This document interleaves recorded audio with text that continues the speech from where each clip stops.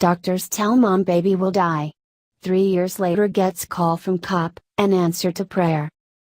Angelina Castleberry was happily pregnant with twins, a boy and a girl, when she got some news from her doctor that changed everything. One of her babies, the little boy, was diagnosed with posterior urethral valves, a condition that causes the bladder and kidneys to suffer terrible damage. The prognosis was grim. Doctors told her that her child would most likely die. Too much intervention to try and help the baby would cause the other twin to die, so not a lot could be done in utero. Angela had to have an emergency C-section at 31 weeks because of placental abruption. Kia weighed 3 pounds, 12 ounces, while twin brother Matthew weighed in at 5 pounds, 2 ounces. After 8 weeks in the hospital, Kia was able to go home, but Matthew wasn't doing so well. He had bleeding and fluid in his brain, kidney failure, a collapsed lung, and pulmonary hypertension. Doctors told Angela and her husband they didn't expect Matthew to survive. Matthew proved to be a fighter.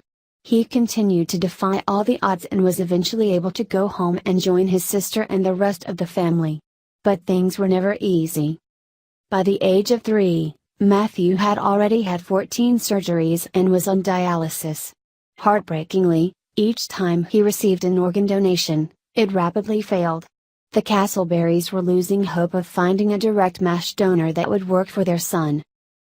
Then one day, Angela got a call from a friend and former co-worker, Deputy Alicia Lopez. Lopez told her she had taken the test and discovered she was a direct match for Matthew.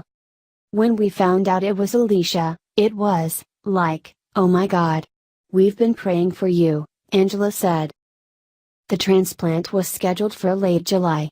On August 1, the Riverside County Sheriff's Department announced that the transplant surgery had gone well and both Alicia and Matthew were in recovery. When asked why she would do something so big as to donate one of her organs, Alicia's answer was simple: when you see his face, it's kind of hard to say no.